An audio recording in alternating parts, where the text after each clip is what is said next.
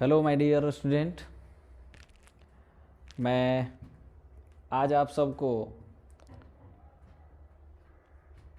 उत्तल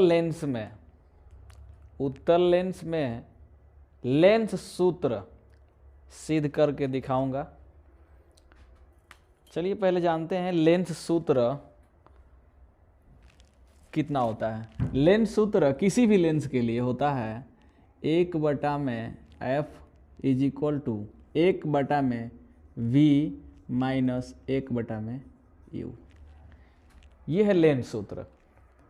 लेंस सूत्र क्या होता है? 1/f is equal to 1/v minus 1/u। यहाँ f क्या है? फोकस दूरी है। यहाँ v है प्रतिबिंब की दूरी और u है वस्तु दूरी। तो इसे हम प्रूफ करने वाले हैं उत्तल लेंस में। उत्तल लेंस में लेंस सूत्र का सत्यापन करने वाला हूं मैं। सबसे पहले मैं उत्तल लेंस ले लेता हूं।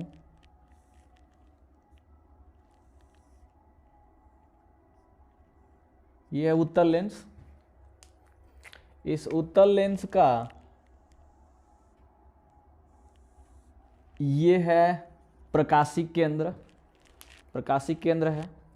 और उत्तल लेंस का जो होता है वो फोकस होता है बाएं साइड में। तो ये है फोकस और ये है 2f। और इसके राइट साइड में उत्तल लेंस में f डैश और दूसरा है 2f डैश। ये उत्तल लेंस का जो प्रकाशिक केंद्र है इसे हमने सूचित किया है O बिंदु से। इस उत्तल लेंस में वस्तु रखते हैं अनंत और 2f के बीच। वस्तु को रख दी अनंत और 2f के बीच, जो प्रकाशिक केंद्र O से A बिंदु पर स्थित है। तो इससे प्रकाश की किरण प्रधान अक्ष के समांतर लेंस में जाएगी। लेंस से अपवर्तित होने के बाद यह किरण फोकस से गुजरेगी। तो ये हो गई आपतित किरण और ये हो गई अपवर्तित किरण। और ये जो वस्तु है वस्तु AB है। और जहाँ पे ये अपवर्तित हुआ है इस बिंदु को हम C बिंदु कह देते हैं। दूसरा एक किरण गुजारेंगे हम इसमें O बिंदु से और ये काटेगा इसको जहां पे वहां एक प्रतिबिंब बनेगा। जहां काटेगा वहां एक प्रतिबिंब बनेगा। ये है अपवर्तित किरण, आपतित किरण और ये सब प्रवर्तित किरण। ये जहां प्रतिबिंब बना है इसको हम बिंदु कह देते हैं A डैश B डैश। अब चलते हैं मित्र प्रूफ की ओर। और प्रूफ देख लीजिए कितना आसान है, इसमें कुछ नहीं करना है। चलिए बस सिर्फ आप इस चित्र को ध्यान से देखिए। और इस चित्र में पहले देखिए आपको कि एक ट्रायंगल इधर बन रहा है, एक ट्रायंगल ये बन रहा है। फिर यदि हम इसको यहाँ से मिला दें तो एक ट्रायंगल यहाँ प्राप्त होगा और एक ट्रायंगल यहाँ प्राप्त होगा। ठीक है। अब इन चारों ट्रायंगल से हम क्या करते हैं, बारी बारी से पहले ये ट्रायंगल और ये वाला ट्रायंगल ले लेते हैं। तो ये दोनों ट्रायंगल को लिखते हैं त्रिभुज ABO एंड त्रिभुज A dash B dash O में। इन दोनों त्रिभुज में क्या होता है? इन दोनों त्रिभुज देखिए, इन दोनों त्रिभुज में जो कोण ये वाला है और ये वाला है, ये दोनों इक्वल हैं क्योंकि शीर्षाभिमुख कोण है। क्योंकि इस रेखा को ये वाली B डैश और B रेखा क्या हुई है? प्रतिच्छेद की हुई है, जिससे ये एंगल इससे बराबर हो जाएगा।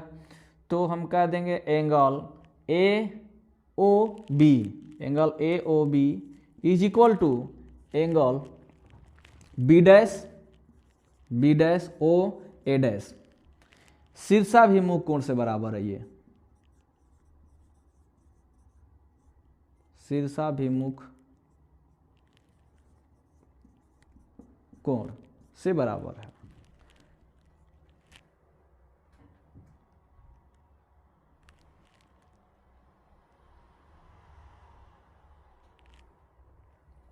ये angle B A O, angle B A O is equal to angle B dash A dash O, B dash A dash O. ये दोनों एंगल देखिएगा तो ये लंब है इस पे, ये भी लंब है, तो 90 डिग्री का है।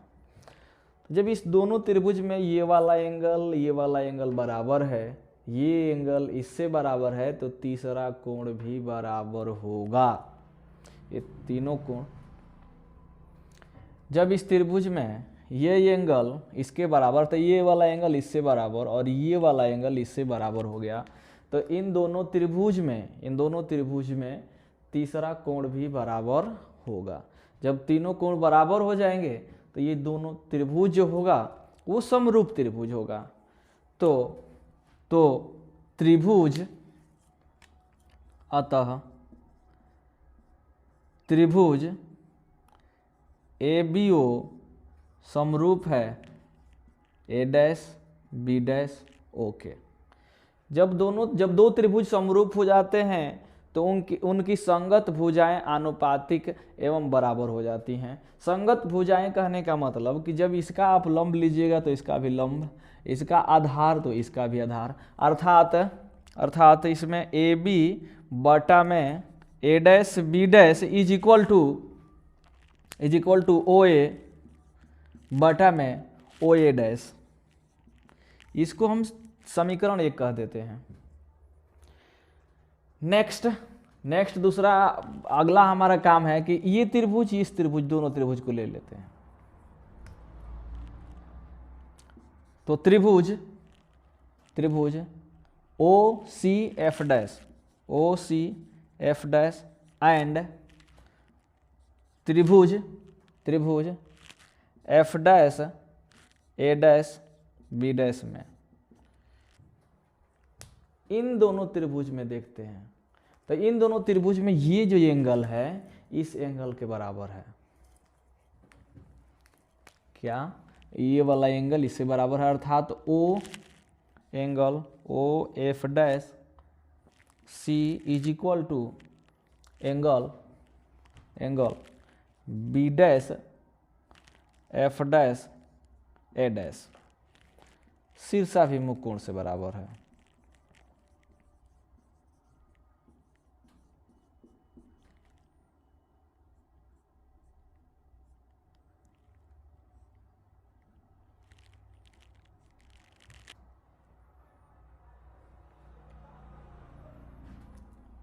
नेक्स्ट देखिए ये वाला दोनों बराबर है, अर्थात F dash angle F dash O C is equal to angle F dash A dash B dash बराबर 90 डिग्री। जब ये दोनों एंगल बराबर हो गए, ये एंगल इससे बराबर हो गया, ये वाला एंगल इससे बराबर हो गया, तो तीसरा भी बराबर होगा। अतः त्रिभुज ओ सी एफ डैश समरूप त्रिभुज F dash A dash B dash. जब ये दोनों त्रिभुज समरूप हो गए, ये त्रिभुज इससे, तो इनकी भी संगत भुजाएं आनुपातिक होंगी। तो क्या होगा मित्र? तो ओसी बटा में A dash B dash is equal to O F dash बटा में एफ डैश ए डैश समीकरण 2। अब इस चित्र को थोड़ा सा देखिएगा कि ये जो है OC इस त्रिभुज में, इस चित्र में OC जो है वो बराबर है किसके, ए बी के बराबर है। तो कहते हैं चूंकि O C is equal to A B, जब ओ सी ए बी के बराबर है तो इस ओ सी के जगह पे ए बी रख देते हैं, तो ए बी बटा में A dash B dash is equal to O F dash बटा में एफ डैश ए डैश, इसको समीकरण 3 कह देते हैं। ये समीकरण 3। अब समीकरण 1 और समीकरण 3 को ध्यान से देखिए। समीकरण 1 और समीकरण 3 इन दोनों को ध्यान से देखिए। इन दोनों समीकरणों में लेफ्ट का साइड जो है वो इक्वल है। जब किसी समीकरण, दो समीकरण में लेफ्ट का साइड इक्वल होता है तो इन दोनों को कंपेयर करने पे लेफ्ट साइड कैंसिल आउट हो जाते हैं और राइट साइड बचते हैं।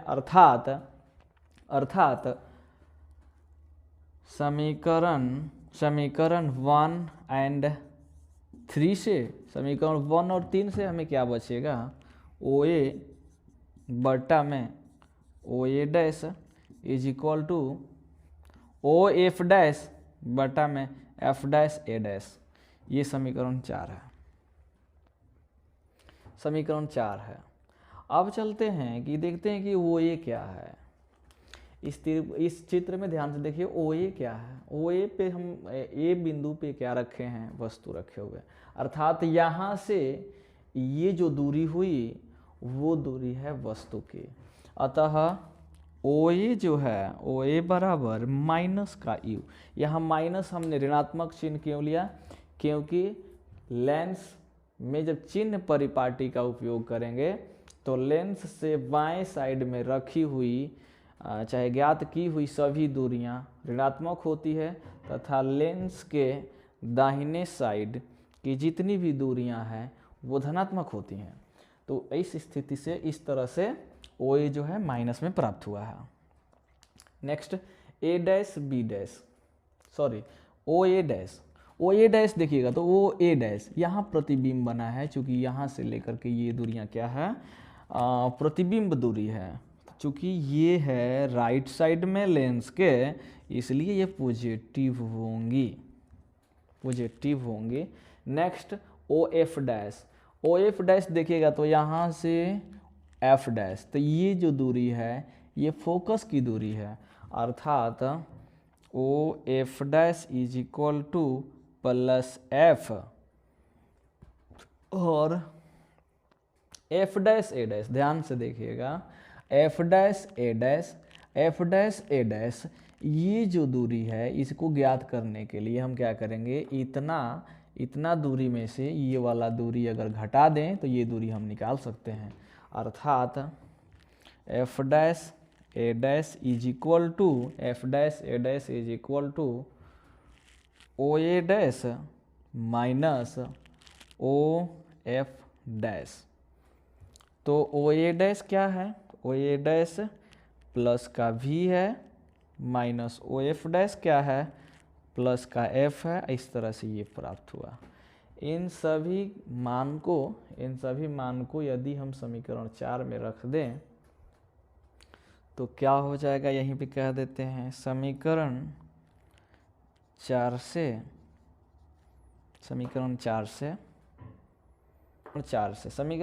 में इन सभी मान को रखते हैं।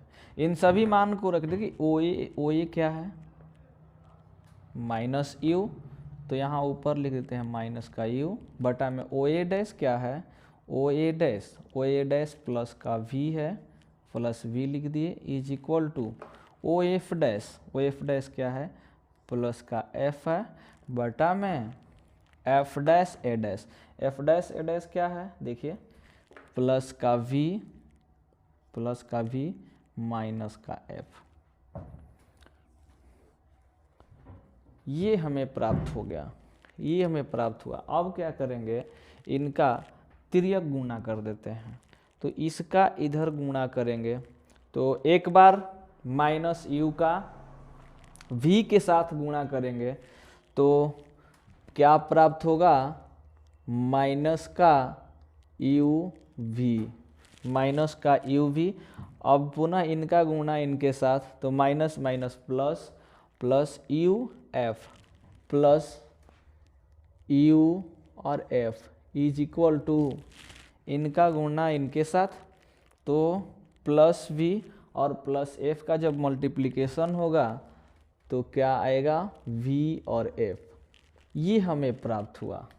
अब इस समीकरण में क्या करते हैं, इस समीकरण में दोनों तरफ यू वी एफ से भाग दे देते हैं, तो इसको समीकरण 5 कर देते हैं और लिख देते हैं समीकरण 5 में यू वी और एफ से भाग देने पर, समीकरण 5 में यू वी एफ से भाग देने पर, जब समीकरण 5 में यू वी एफ से भाग देने पर क्या प्राप्त होगा, तो माइनस का यू वी बटा में U V F plus plus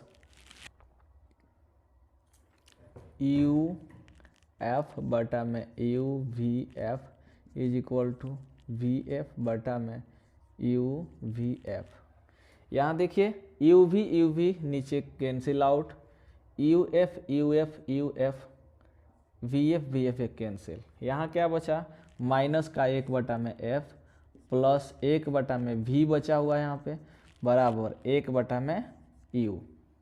इस तरह से इस समीकरण को हम अरेंज कर दें तो 1 बटा में एफ इज इक्वल टू 1 बटा में वी माइनस 1 बटा में यू प्राप्त होगा।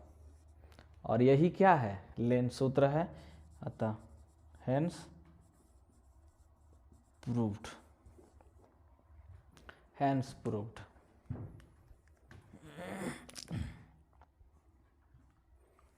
Hence proved. ये आपके बिहार बोर्ड के एग्जाम में आने वाला महत्वपूर्ण क्वेश्चन है जो 5 नंबर में पूछा जाता है।